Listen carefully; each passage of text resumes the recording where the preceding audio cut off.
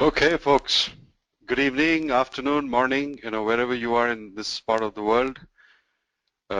Let's start today's session. So, before I start, let me make some housekeeping announcements.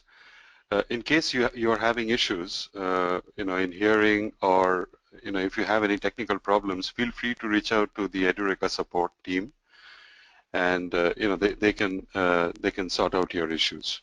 Okay, fair enough. And if you have any questions, feel free to post it here. This particular pane is always open here, so I can see whoever is asking questions. Great. So the thing is that I hope this particular questions, this particular pane is not interfering with the PPT. But otherwise, I won't be able to see your questions. So pardon me for that.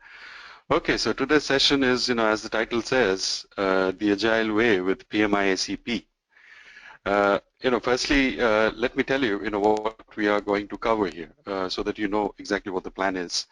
Before, I get into the, the basics of, PMI ACP, I would like to rehash a couple of things. Firstly, what is the Agile Manifesto and the Agile Principles? Now, these are very important, even if, most of us know about it, but I think there is no harm in again, reiterating these points. So once we've gone through that, I'll tell you about the PMI ACP exam, and then I'll tell you, how the certification helps you. And this is, I can give you my experiences and, also the experiences of people who has shared their, experiences with me. And I'll also touch upon the eligibility requirements, the application process, and also how can Edureka help you. So, let's start. Before I start, let me tell you something about myself. My name is Prithviraj Bose, and I have 18 years of experience in software development. I started Agile way back, in the early 2000s. When Agile was not popular at all. I mean, there were very few people, who were actually doing it in mainstream. So what happened was, obviously, these things were not much talked about, and people used to think we are crazy. As simple as that. But I basically, loved that idea of iterative development because, with my prior projects, I faced a lot of issues with the classical waterfall model, and I found that Agile was solving it in some way. And regarding my professional experience, I have been working in the digital broadcast domain for the last decade, and I have implemented many systems across the world, in the United States, in Europe, as well as in India. The digital broadcast solutions. So, if you see DirecTV, or if you see, Comcast solutions in the United States, I was a part of it. If you see Tata Sky and Airtel in India, I was a part of it. And, also the cable solutions in Europe, mainly solutions like Canal Digital, and the other services. So I have worked with all these broadcasters in providing, applications. And currently, my experience has been mainly on the engineering side, more rather than on the process side. So I have been, deeply involved with a lot of, agile engineering principles, like, test-driven development, acceptance test-driven development, then, code refactoring and emerging design, then API designs. And my programming languages, my forte are, Java, C++, and Python. And the software designs, I have considerable amount of expertise in patterns as well as solid principles. So that's what I have been doing. So, okay, so that's about my brief, professional life history. So let's move on. Okay, so Agile Manifesto. What is this? What happened is, way back in 2001, 17 people, got together in a ski resort in Idaho in the United States. And, they came up and they were just discussing, how they can streamline the software, development process. And frankly, they didn't agree on many things. But what they did agree on, were these 4 principles. So let's go through these principles. And this is is known as the Agile Manifesto, the spine of Agile development, which says that individuals and interactions over processes and tools. So processes and tools are important in any organization in our lives, but obviously it pays more attention. This Agile pays more attention to individuals and interactions, because that, say for example, me talking to another person face to face is much more effective than sending an email or doing offline communication. So individuals and interactions are given prime importance, because processes and tools, you can't see my screen. No, but Naveen, I've shared my screen, and yeah, and I can also. Okay, great. Sorry about that. So here, basically, great. Okay, I think it was just funny setting here. Well, I didn't do much actually. I just clicked on the PPT anyway. So, okay, yeah, we are on the manifesto slide. So, individuals and interactions over processes and tools. Processes and tools, these are, passive things. These are inanimate. They don't work unless, somebody works on it. So, a lot of attention is paid on the individuals and the interactions. And of course, working software over comprehensive documentation. Early in my career, I've spent hours and hours, writing documents which I don't know who is going to read. But I always found that, working software, when something works, I think that is the best proof of, of documenting the software. Because if you ask me about a feature, rather than asking you to read 3 pages about that feature, if I just show it on the software, I think it's much more effective, right? So working software over comprehensive documentation, and that's also my tagline. I actually love this particular principle. Well, customer collaboration over contract negotiation. We usually don't want to harp on contract terms like, look, we said that you need 5 features, so we are going to give you 5 features. Now, if you need 6th feature, or if you need any changes, please go through this particular process, which takes X amount of time. We don't get into these kind of contract negotiations. What we do is, customer is a part of the team. So what we do is, we sit with the customer and they say, hey, look, I told you about 5 features, but given the dynamic business scenario, I don't need this particular feature. So why don't we swap, the 3rd feature with a new feature? We say, okay, great, no problem. We still haven't started developing. So, we can swap out the 3rd feature with something new which you have. So that's called customer collaboration. He's a part of the team rather than on the other side of the fence. And of course, responding to change over following a plan. It's very important, people, here who have spent hours, on Gantt charts knows the pain about it, but it's not a software development plan is not something which is carved on stone. It is flexible, like our everyday lives. It's changing. Business scenarios are changing. Situations are changing, and obviously, we have to respond to the change rather than holding the Gantt chart up and saying, "Hey, look, this is what we have. We can't do anything about it. I'm sorry." So this is very important. Okay, responding to change. So these are the 4 fundamental principles which guides the Agile Manifesto. Okay, and so this is the manifesto, and yeah, Devang, progressive elaboration. These things, come into the implementation part. Okay, here Devang is asking that there's something called progressive elaboration. Progressive elaboration means as things unfold, we pay attention to that. So obviously, that's the manifestation of this manifesto. But these are the guiding principles. And if you want more details about it, you can go to this particular link and see photographs of the 17 individuals, pretty big names. Some of my favorites are there. So you can go through this particular link. Okay, so let's see this. Sorry about it. Let's see this. This particular slide on Agile Principles. Okay, let's focus on the left side of the screen. Okay, this is the classic waterfall. What we do is, the fundamental, principle of classic waterfall is that, it tries to eliminate uncertainty. Okay, it tries to eliminate uncertainty by planning upfront. So we think it's a perfect world, situations are perfect, business never changes, everything is carved in stone, and we try to eliminate this uncertainty by planning upfront. So what do?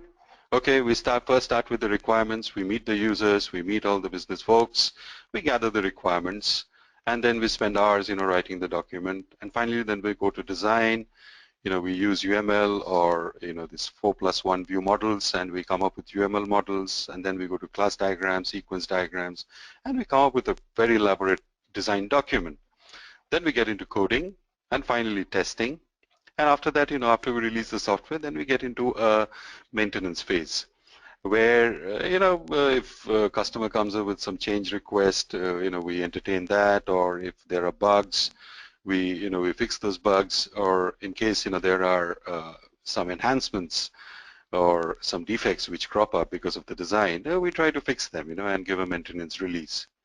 Now the problem with this classic waterfall model is that by the time, say for example, you are in the design phase, or maybe you are in the coding phase, the requirements change. New requirements come up, or maybe the whole business landscape has changed, competitive landscape has changed. What do? You say, hey, look, I can't change anything. I've got the requirement, the SRS, system requirement specification is done, my design is done. You have to take what what you have agreed to. Well, this is not a very pleasant way of working because it usually leads to a lot of transaction model with the customers, and it's more like a dual fencing where it was you versus me. And usually these wherever there is non-cooperation and mistrust, usually the net outcome in the system is always less than optimum. What we usually do is we try to bring the customer on our side. And as we see, this particular model usually doesn't work in most of the situations. So, and by the way, if you are doing PMP, there's a certification called PMP. PMP mainly focuses on this. Well, I'm not saying that the classic waterfall is obsolete or it doesn't work in real life. No, it does work because there are certain projects where waterfall is very much suited. Like if you take core infrastructure projects like building dams or building roads.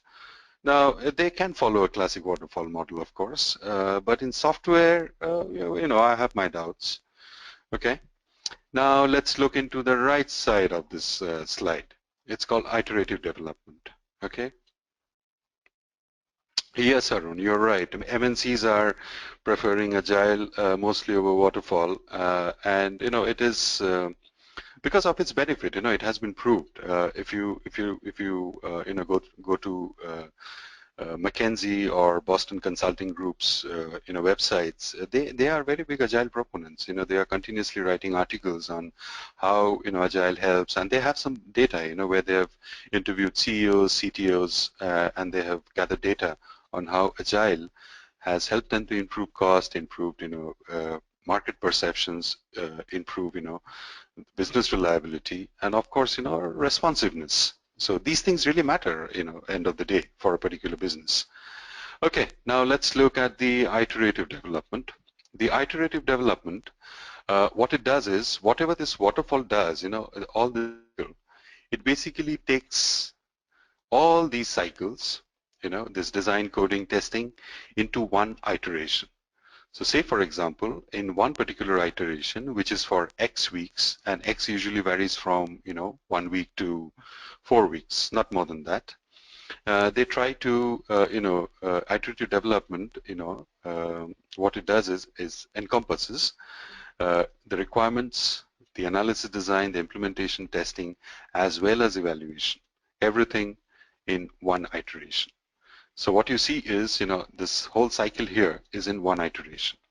And what you do is, you take a bunch of requirements and you break them up, and you see that, okay, in 1 week or in 4 weeks, how much can we, achieve? And first, you do something called, which is called the product backlog, where you list down all the requirements. So you pick the requirements which is of highest priority to the customer. You talk to people, you chalk down the requirements on user story cards, then you do analysis design, you implement, and also test.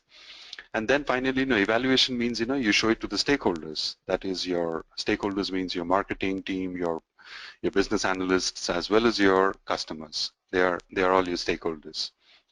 And the beauty of this particular approach is that you see that everyone is working as a team.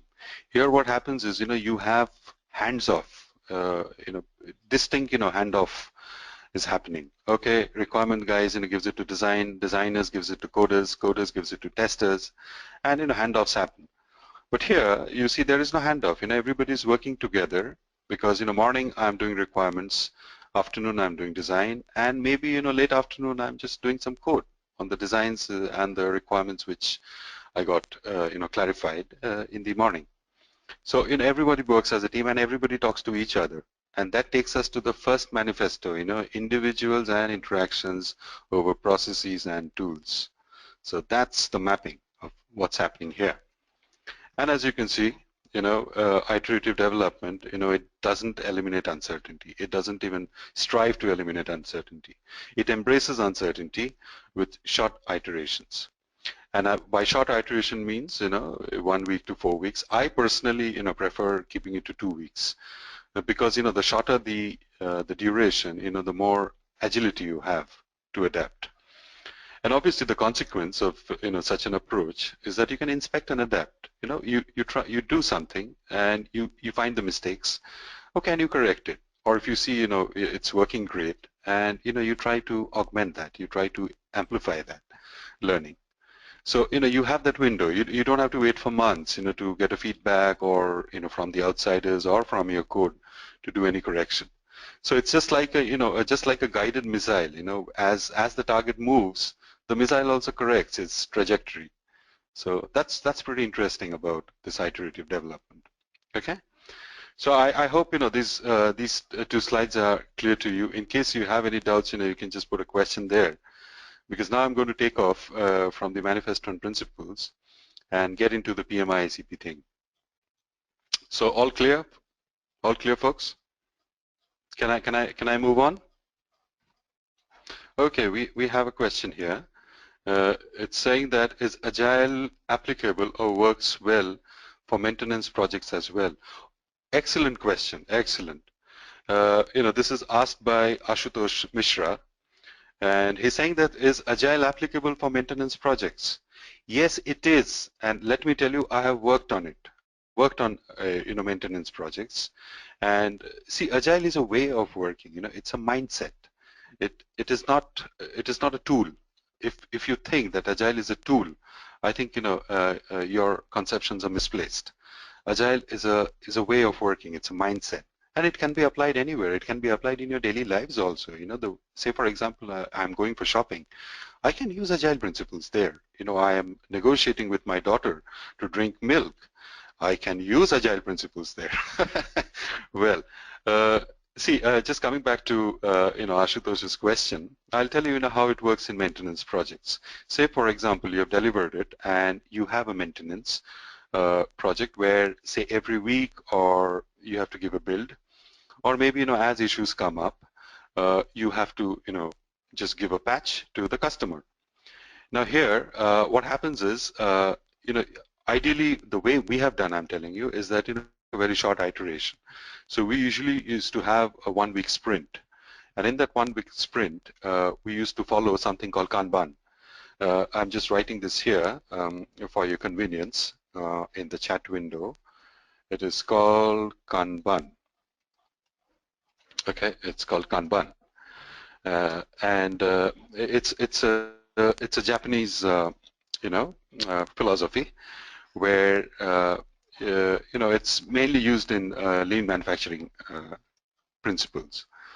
And what happens there is, it basically talks about continuous flow of goods, of continuous flow of inventory. And here inventory are your software defects or the issues which is raised by the client or maybe your users.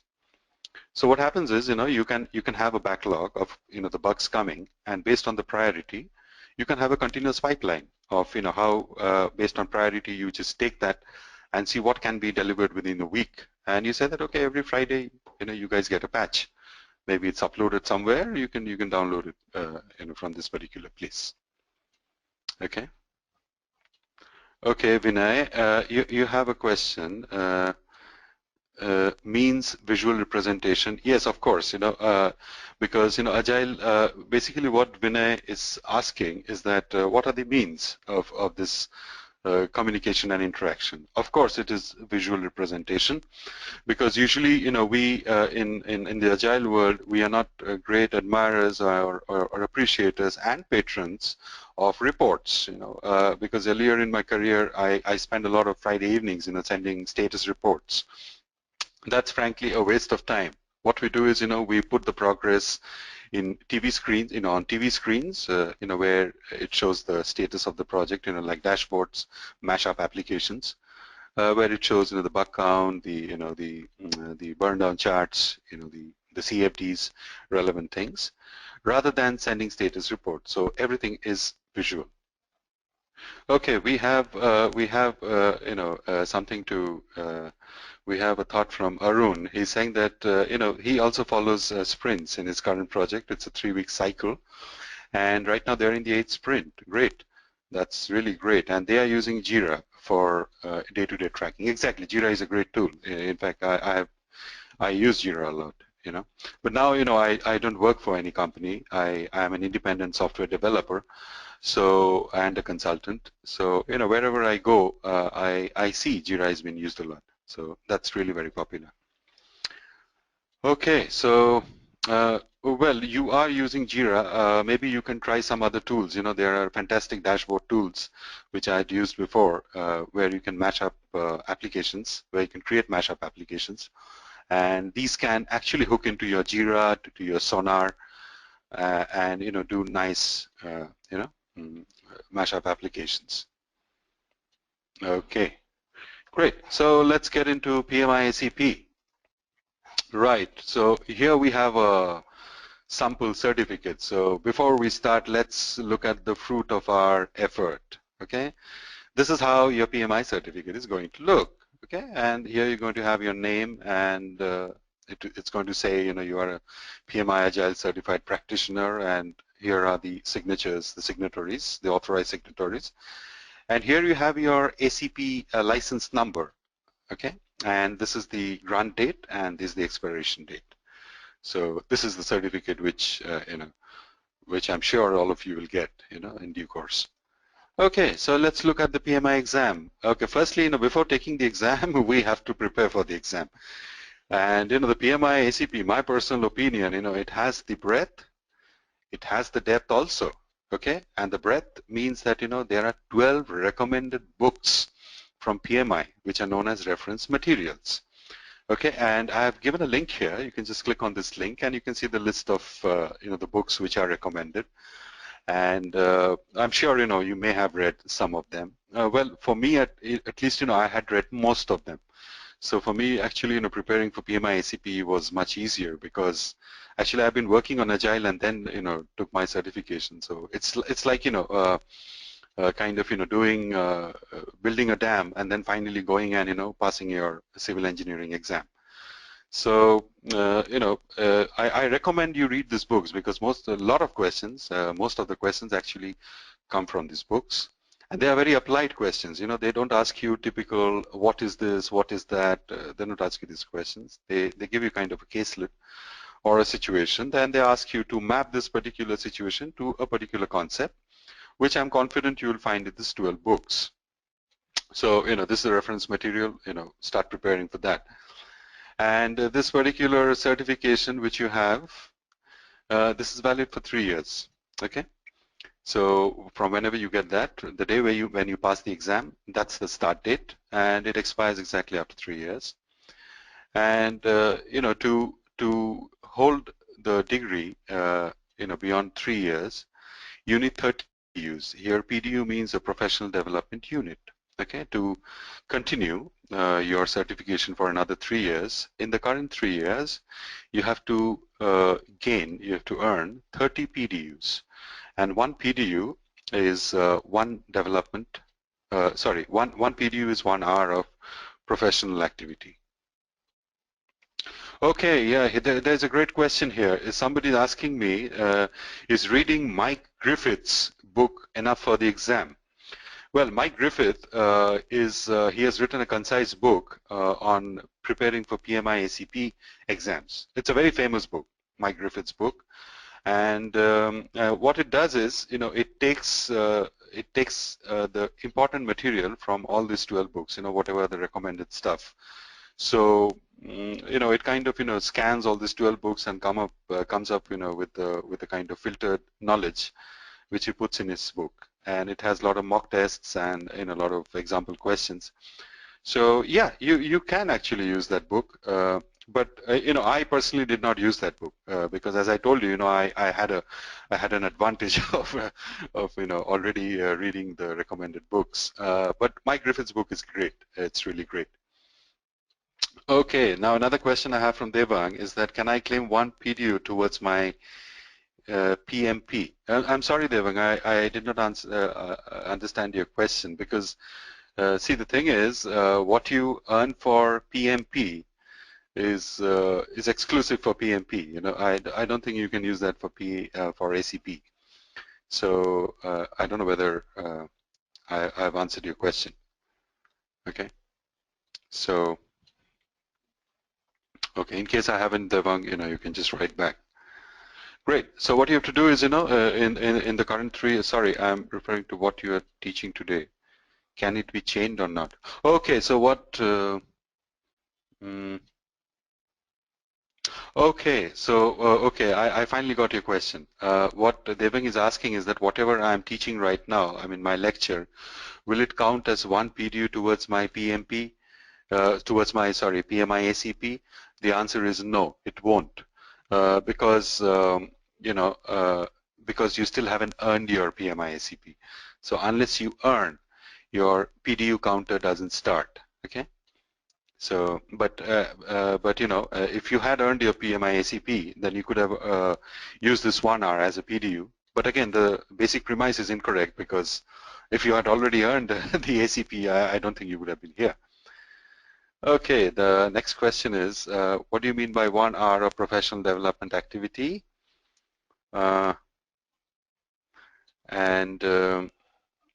Well, for PMP, no, you can't use that. Well, what Devang is asking is that, for PMP, can I use this class as a PDU earning tool? Well, you can't. You can't do that. Okay, now Hemant's question is that what do you mean by professional development activity? Okay, I will touch upon this. I deliberately did not include this particular definition because it's very intimidating. They have a very long list of categories, but I will give you, an executive summary of what are the activities that comprise the development, the PDU. The first category is called learning. Okay, so in the learning, you have, I think, a cap of 15 PDU, and in this learning, it can be self-learning. Or it can be, you take up some course, which is authorized by the PMI organization, or maybe you do some university or any, any school degree, which is related to Agile. So that can be earned. That can be clubbed into this learning category. And the remaining categories are called contributing to the profession. Now, what do you mean by contributing to the profession? By contributing to the profession, the first thing is that maybe you give a lecture somewhere on Agile. So those hours count.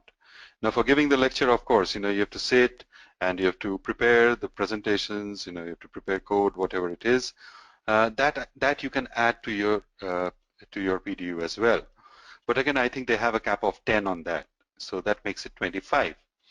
And then the remaining 5 you have, you can either work as a professional somewhere, or you can write blogs, or you can write in any professional article. Those things can be used there. So, at the end of this particular slide, I have given the link to the handbook, PMI handbook. You can go through that. They have a section on PDU, and it's a table where they describe what are the things, which are valid, as well as the cap on that. So, that okay, this much I have to get, on this category, this much I have to get on this category, and then you can plan, in this next, after you get, the 3 years, you can plan how you can go about. And you can also do some Google search. I saw some months back, some chap has written a nice blog on how you can earn PDUs, on the internet by going through blogs or taking quizzes sponsored by PMI, those sort of things. So, you can just do a Google search, like, how to earn PMI ACP PDU, and you'll get fantastic links. Great. So that's about the PDU thing. Now let's go to. I hope this part is clear, right, about the PMI ACP exam. Okay. Another thing I want to tell you now. This is not in the slide. Is that there are, as of today, there are 120 questions in the exam. Okay, and you have 3 hours. Okay, one minute. There's a question here. Can 1 hour of project manager PMO monitoring project activities equal to 1 hour of professional development activity? Yes, it is, provided the project is an agile project. And again, the cap on this is 5 PDUs. So you cannot, in 3 years, you cannot have more than 5 PDUs, which is basically 5 hours in 3 years. Okay, Arun? I hope I've answered your question. Great. So now let's go to the question paper format. They have 120 questions and they have 3 hours, and it's a computer-based examination, and you have to go to a prometric office in your city or locality, and you have to take the exam there. And personally, I feel 3 hours is more than adequate. And the catch here is that in that 120 questions you have, 20 are mock questions. That means you are not graded on those 20 questions. You're basically graded on the remaining 100 questions, and the marks is on 100. But now the thing is, you don't know which are the mock questions. They are completely randomized across the question paper. So you really don't know whether this is a mock or this is not a mock question. So you have to pay equal attention to all the 120 questions. Okay, and of course there is only they have either radio buttons for mutually exclusive answers, or they can have checkboxes also. But usually checkboxes are not there. They are usually radio buttons. That means only you have to select one answer. And most of the times the answers are like 1 and 2, or all of the above, things like that. You can have radio buttons like that. And of course, many are applied questions. So as I said, you just can't sit back and click on. You can't do that. You have to read that, and you also get pen and paper in case you want to do some calculations or something like that. So those things are provided. So don't worry about the infrastructure. It's a pretty cozy environment where you sit and take the exams. Okay, so any more questions you have on the examination pattern or anything like that before I move on to the next slide? Okay, let's move on. Now, let me tell you, how PMI certification helps you. Firstly, you will understand, the various aspects of, implementing Agile in an organization. Because, let me just quickly go through this particular slide. This is basically, what Edureka's PMI ACP course covers. And when I say, organization context, these are basically, how you manage risks, okay? How you do value stream analysis, how you manage knowledge and skills, soft skills negotiation, because it's all about people and interaction. So obviously, you need a lot of soft skill negotiations. So these sort of things, the softer side of it is taught with rigor. So that's what you're going to learn, other than the technical stuff, which I'll cover later. Okay, so that gives you the various aspects of implementing Agile in an organization, and once you've gone through it, you can map it back to your current organization and see what applies, what does not apply, and how you can bring about this change. And please never think that organization-wide, if the Agile culture is not there, then I cannot do it. Well, you can always try, and talk to people. You can start in your teams. I'm confident, people will listen to you. Okay. And what I recommend is that please don't start throwing jargons. at people because that confuses and irritates people. Tell them the benefits of iterative development. Tell them the benefits of, using shorter iterations, how it helps to inspect and adapt, how it improves reliability of the software, how it improves visibility of the software. What are the problems, in doing long drawn, plans? And the best thing is that if you convince a person that every 2 weeks or every X weeks, a person is going to get a working software, nothing like it. Okay, and whatever I told you, I did not use any agile jargon. Okay, because using jargons won't help because that person doesn't know anything about agile. So if you just tell him, I will have a product backlog, I will do sprints, or I'll do Scrum, or for doing my maintenance project, I'll do something like Kanban.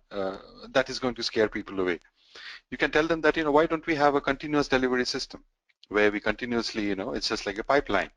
Things come, just like McDonald's, ordering in a joint where the order comes and the guy assembles the burger and wraps it and passes on. So it's just like a flowing system. So that convinces people more. Okay, and also it gives you a structure of the knowledge you get, because knowledge at times what happens is it becomes very haphazard. Okay, I know a lot of things, but it's all kind of it's like spaghetti. I don't know, like, okay, should I know this, or should I know that, or this is mixed with that. I really don't know how to go about.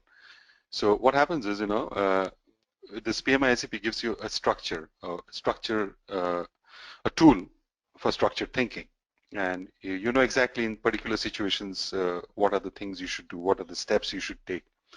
But again, having said that, don't get bogged down to process again. Steps it tells you are not process steps. These are mental steps. So that you can iterate in your mind and go through it. It's not like a process that do this, then do that, then do that. Then it defeats the purpose of Agile. Okay. And so obviously the consequence of that is you can handle Agile projects with more confidence and more effectively. And once you have confidence in yourself, you have confidence in the software you're building, automatically people will have confidence in you. Confidence you don't give others. Confidence is what we give to ourselves. And as a consequence of that, people get confidence in us. So that's the cycle which I always believe. And of course, this PMI ACP, as I told you in the beginning of this lecture, that it has the depth as well as the breadth. So it has more rigor. I'll tell you something, there are certified Scrum Master or certified product owner, certifications. I personally feel, they are not very effective because, you go to a particular, 1 day or 2 day workshop, somebody, just goes through at least hundreds of slides, and at the end of the program, you get a particular certificate. You don't take any test. You don't get, any particular lowdown on what you have understood, what you haven't understood, and you don't get to test your knowledge until you come back to your office and start implementing them. But you have paid already, big bucks for this particular, certified Scrum Master or certified product owner stuff. So I personally know I don't find it very useful because you haven't learned anything. It's basically it's getting a certificate for by paying money. That's all. That's all it means end of the day. But PMI ACP is not. I mean, even if you get a certificate, you have to go through the rigor. You have to prepare. You have to be honest in your preparation. Okay, we have one question here. It's saying that what percentage of questions are Scrum, XP, Kanban, and Lean based in your experience? Well, I'm telling you frankly, they don't have any weightage. It's absolutely random, and they make sure that they cover all the areas which you have mentioned. They touch upon Scrums, they touch upon XP, Kanban, they touch upon Lean, and the best part is that the way they touch upon it is it's not very visible. Like they will give you a situation, and they will say that what kind of principle you can use to solve this particular problem. And the options which are given there, one is it can be from Scrum, it can be from XP or Kanban, like that. So what the area is not very apparent. It's kind of implied in the question. And to just to summarize your question, the percentage distribution is not known. Every year it changes. It can be 20, 20, 20. It can be 50, 10, 5, like that. It's kind of very random. It depends on who's setting the paper and what his biases are, and obviously, the committee which finally shortlists. Okay. Okay. So this is how PMI certification is going to help you. Let's go to the next slide. Okay, the eligibility requirements. Okay, don't bother about reading this slide. I'm just going to give you an executive summary of what are the things you need. Okay, just listen to me. And if you have doubts, ask a question. Firstly, the educational background. You have to be a 12th grader. That's all. You have to have a higher secondary school degree or diploma. That's usually class 12 in India, and I'm sure it's the same everywhere. So you just need to have a secondary degree or a high school diploma. And you need a general project experience of 2,000 hours, which works out to around 12 months, working on a project as a team. And you should have earned this 2,000 hours in the last 5 years. Okay, so you can't go to project which was in say 19 sorry, not 19 sorry, in 2000 say 5 or 2009. You can't quote projects on that. It has to be projects on or after 2001. Okay, so in the last 5 years you have to work on any projects for at least 2,000 hours or 12 months. Okay, general project experience.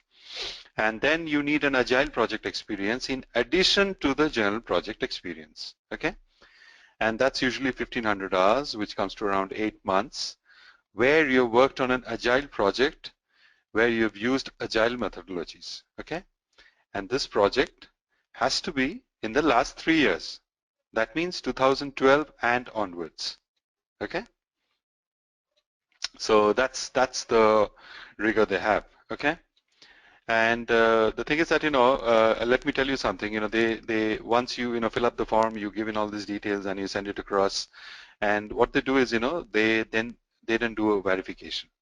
So they ask for people to testify for you. So it's and again don't worry about that. It's just a simple form where you just go to the project where you worked, where on which you have quoted your experience, and you can just get your teammate or your manager, whoever it is, to just sign on the document. You put it in a paper and again send it back to Pennsylvania. That's where their head office is, and that's where you have to send your forms. Okay, and lastly, what you need is you need a 21 hours contact program. So you have to sign up with, there are a lot of organizations which give this training. Edureka is one. There are a bunch of others also. So you have to go through their course, and at the end of the course, you'll get a certificate. And when you're applying, you have to just get that certificate number and just send it across. Okay. And so this part is clear, right? Do you have any questions on that? Because I find people having a lot of questions in this particular area. So if you have anything, just pop it up. I'll be glad to answer it. Okay, I'll move on. So this is the eligibility part. Okay. Now let's move on to the application process. Okay. Don't worry about reading the slides. And see, the slides are very verbose. The thing is that deliberately I've made it like that so that you can go through it offline. Later on, if you want to go through it, you have the verbose text to explain it to you. And right now, don't pay attention reading them. Just listen to me and pop your questions. Okay, now the application process is completely online. Okay, you don't have to do any paperwork. So you submit it online. There are of course paper-based options, but I doubt anybody really opts for that. So you can submit it. You can just submit it online, and you'll be acknowledged within 5 days that we have received the application and we are reviewing it. So usually after a couple of weeks, or maybe after a week, or maybe after a couple of weeks, they get back to you for some verification. Now there are possibilities that randomly they select application forms for verification. Now here, or they may not. It's a random process. So like for me, it was subject to verification. So what they say is that, that, okay, Mr. Prithviraj Bose, Your application has been subject to some verification, whatever experience you mentioned there. Can you download this particular verification forms and get it signed by a colleague of yours who have worked on those projects? So then I take a printout of those forms, and then I run around trying to find out whether the company still exists or whether the people are still there, and then you finally get hold of the person, get him sign this document. It has to be in physical form, okay? No digital signature, no online stuff. So you have to, if the person has to physically sign that form, give his contact number, his or her contact number, put it in an envelope, seal it, and then give it to you. And then you put it back in another bigger envelope and seal it and send it back to Pennsylvania. After 3 weeks, when they get that, and they just approve it, and then they send you a link where they ask you to go to Prometric and just schedule your exam and then take the exam. Okay, so that's how it works. Now you might ask that, okay, look, I worked on a project for a particular company, but the company got acquired, or the company brand name doesn't exist anymore. Well, it does not matter, because I had worked on a project which was acquired by Cisco. I'm sorry, I worked for a company which got acquired for Cisco, and then I was working for Cisco. It doesn't matter, you mentioned the name of the company and whoever worked with you in that project. So just get hold of that guy, and make him sign that form, and that's it. Okay. So that's the process. It's pretty straightforward. Don't worry too much about it. It's pretty straightforward. Okay, so that's the application process. And so finally, they send you an examination link where they say that you go to Prometric and you register yourself for the exam. And once you register, the date, of course, is valid for 1 year. So, I mean, the registration period is valid for 1 year. So I schedule an exam, and if I feel that, I cannot take the exam for some particular reason, I can again reschedule it. And if I reschedule 3 weeks before the date of the exam, I have to pay, I think it's around $70. That's the rate. If I schedule within 3 weeks, I have to pay some, I think, to $300. So that you can check, the Prometric, the rules and regulations. Okay, but the thing is that, you have a 1 year window to take the exam, and you can reschedule it as much as you can. I think you cannot reschedule a day before the exam or something. They have a caveat. So just check that out. Okay. So I've touched upon the application part. I've touched upon the auditing part. Then and while you're applying, you have to pay for it. So then they process it, and if it's subject to auditing, then you go through the audit process, and finally you get the examination scheduling link where you go to Prometric site and you just sign up your date. That's it. It's pretty straightforward. And my personal experience has been pretty hassle-free. I did not experience any problem. They are very, very professional, and the way they do things is, it's kind of spick and span. Okay, so that's the application examination process. Now let me tell you something about the Edureka course. This is where Edureka can help you, how it works for Edureka. Firstly, you have lighter and interactive session. So somebody like me, will be sitting and going through the session, will be explaining to you the stuff, answering your doubts, sharing experiences. Okay. You have the flexibility to reattend or reschedule a class, and you have a lifelong access to the LMS system. Okay. So whatever material you have, it's there for you throughout your life. And also, whatever classes happens, the classes are recorded. So the recording is also available to you. You can go through it offline if you want. And every module has a quiz. So at the end of the module, you can take the quizzes and you can see it. You can check your progress. And also they have a lot of mock tests with 120 questions. So you can take the mock tests as many number of times you want and just check your progress. And there were 24/7, a technical support. And I think you have the numbers on the website. And you also have a post-course support. In case you need something, you have a doubt, you can always mail them and they will get in touch with the instructor and clear your doubts. Okay, and they give you this 21 hours, this contact us certificate, which will help you, which is mandatory for the application process. Okay, and you can, and these are the the taglines which you have here. So, and Edureka, they are very professional in the way they execute things. because I have been associated with Edureka for quite some time, and because I told you I'm an independent consultant, but I enjoy working with Edureka, because of the professionalism and because of the quality. Okay, so now what we do is we are going to quickly go through what are the things which are covered here. Okay, covered in the course, so that you get a kind of sneak preview of what you're going to learn. Okay, so let's see. So firstly, obviously you'll be introduced to the ACP stuff. More or less, we'll repeat whatever we've told you, and obviously in much more depth. I'll go through the each and every areas where you have to focus.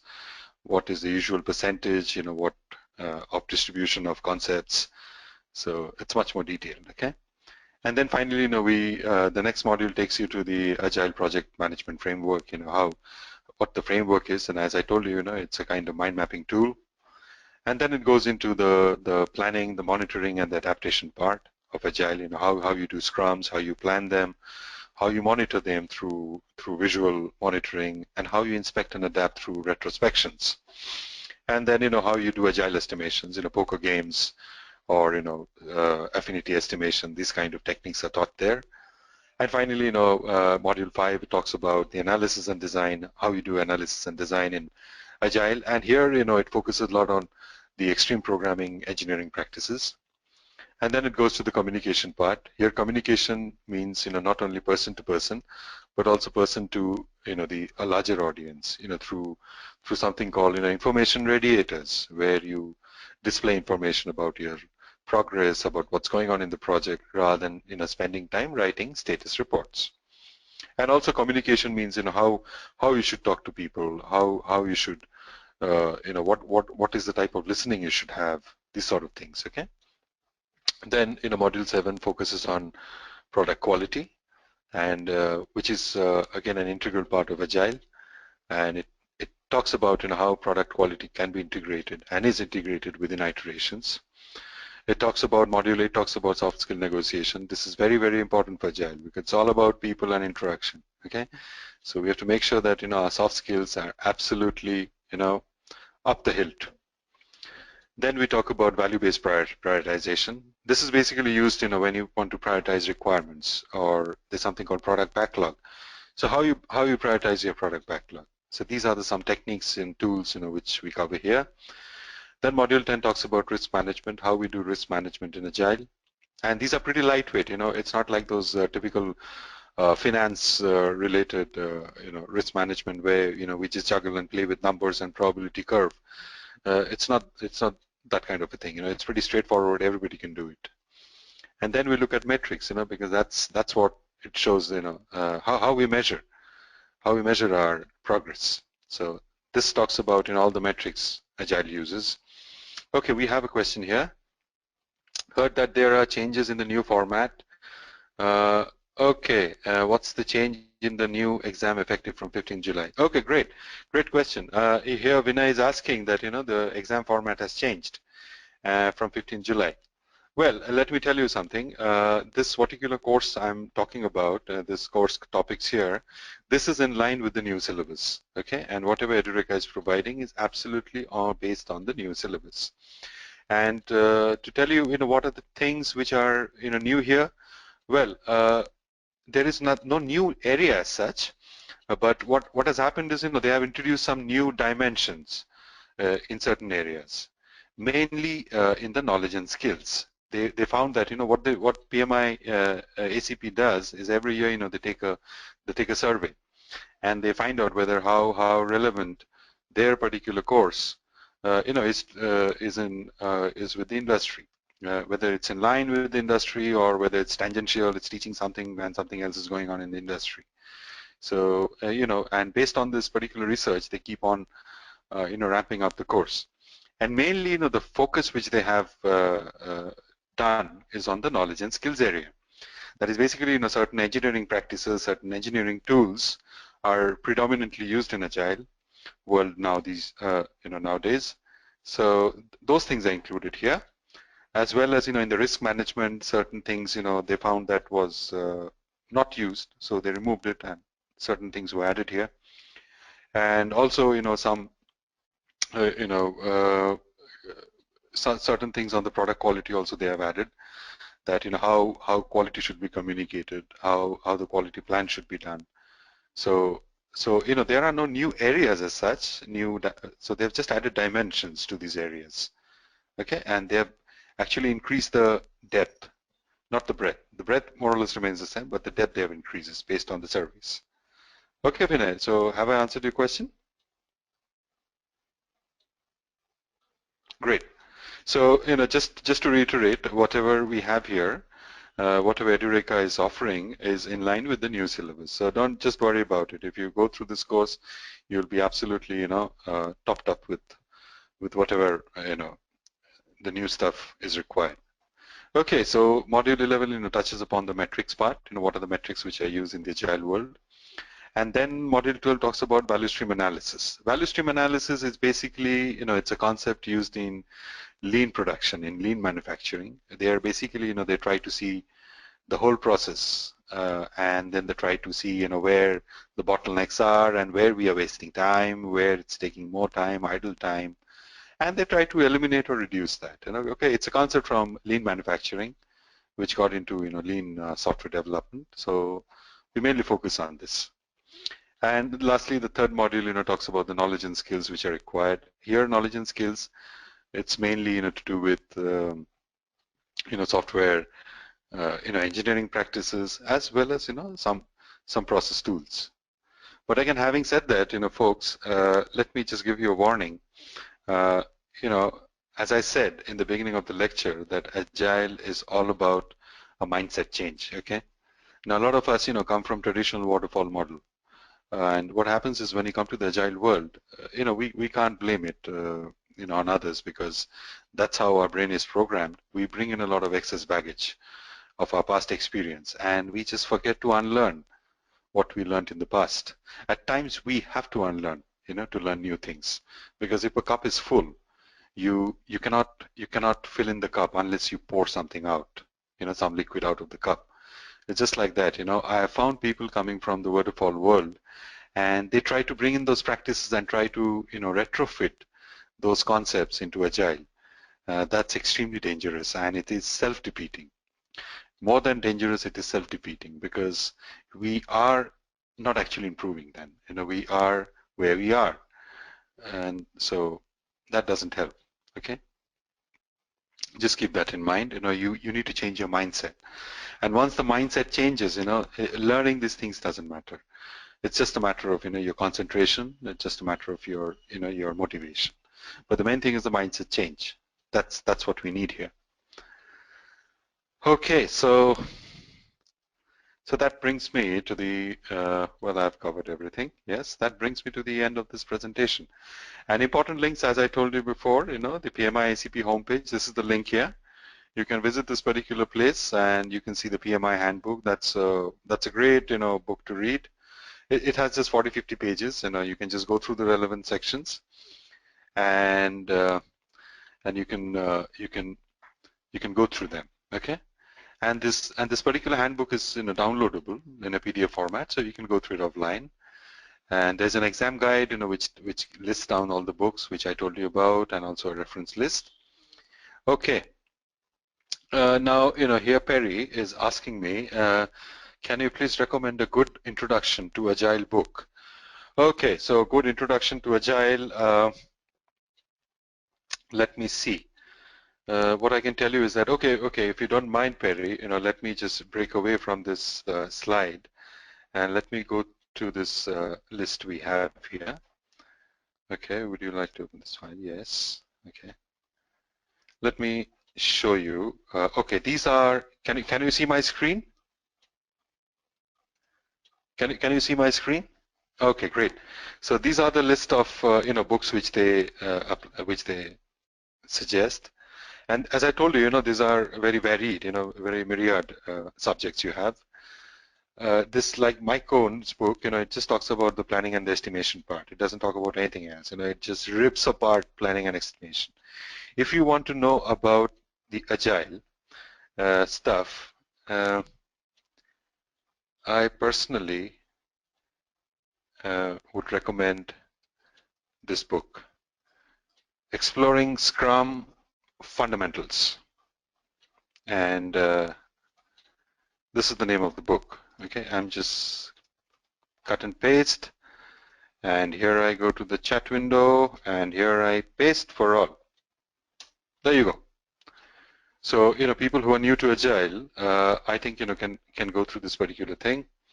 And people who have already, worked on Kanban, can because this is pretty detailed Kanban, okay? And I can also tell you, if you want to read about, Kanban, there are other free books also available. There is one gentleman, his name is Hendrik. I met him some years back. I forgot what's his name. I think it was he was a Danish guy. He wrote a book on Kanban. He actually told me about that particular. His name is Hendrik. Ah, yeah, that's the book. So he's a guy. Okay. So you can if you want to. Here's a nice comparison, of Kanban to he compares Kanban versus Scrum. It's a very nice book. It's a free book. You can go through it. Okay, you can go through this book. Great. So other than that, and rest of the things, these are mainly on the coaching part, my coaching and mentoring part.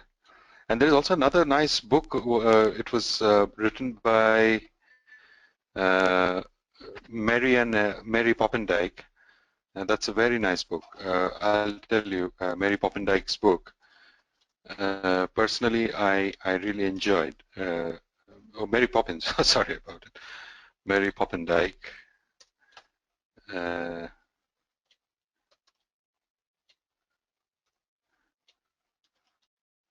Mary Poppins. Yeah, Mary Poppendijk. Yeah, she's the one. This is the book I'm talking about. You can go through her website and you can just give this particular search. Okay. I'm just listing out, the books which will, or the links which will help you. Okay, and here, she has written wonderful books on mainly on the lean software development, and you can read them. They will actually help you a lot in answering a lot of questions. And I think PMI ACP exam is just the tip of the iceberg. It will, in general, help you with your career and your work. Okay. So other than that, let me see what else do we have. Okay, and this is a nice, very nice book on just applied, applied on user stories. Again, Mike Cohn, just rips apart user stories and how you should go about. So you can go through them, and what you can do is, if you have any additional questions, you can write to me, or you can send a mail to Edureka. They can guide me. They can route your question to me. Okay. Because I know some really nice books, which can really help you out. So that's one there, and the ones which I, wanted to tell you about, I've already given you in the chat window. Okay. So that's it. That brings us to the end of the session. So tell me, do you have any more questions, any more doubts you have before we call this off? Okay. So did you find this? Okay, Vinay is asking, do we have classroom training? No, we don't have classroom training.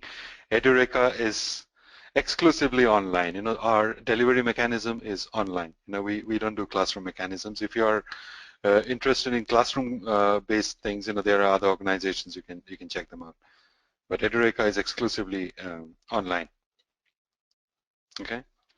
But see, Vinay, don't worry about whether it's a in-class training or online training, because the level of attention you get and the level of details you get, I don't think there is any difference.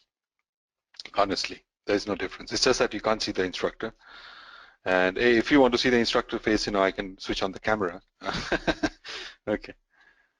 Vinay, no, the sessions, okay, now one question is, will the sessions be conducted by me? Well, I really don't know. Honestly, I don't know, because it all depends on the availability. What Edureka does is, they run the batches from time to time.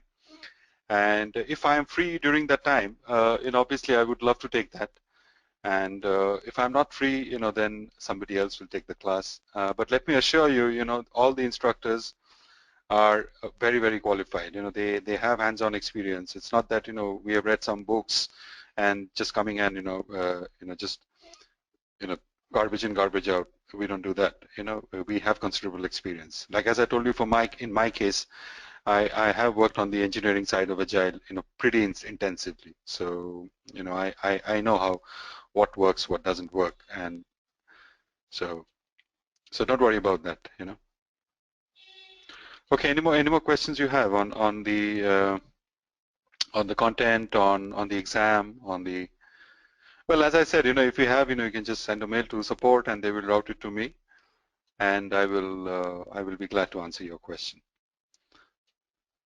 And what you can do is, by the way, my name is, I don't know whether you got my name right.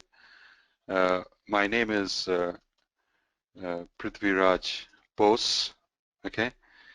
And you can see my profile, my LinkedIn profile. Okay, you can see it here. You can just give a search on my LinkedIn and you can get my details, okay? So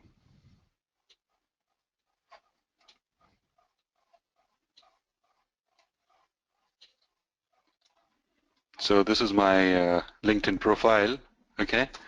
So in case you have any questions, you can mail me there. You can mail me there also. But I suggest you keep Edureka in the loop, on what's going on. So don't worry about it. Okay. Great. So then, with your permission, so may I end this presentation with your kind permission? Yes. Good night to all of you, and and for the people in the other side of the globe, have a great day. A day is ahead of you, or maybe if it's late in the night, have a good night's sleep, and all the best to you. And please remember the things which I told you, that about the building confidence thing, because first I think we have to build ourselves, and automatically things radiate. Okay, take care. All the best, folks. All the best for your exam. Bye.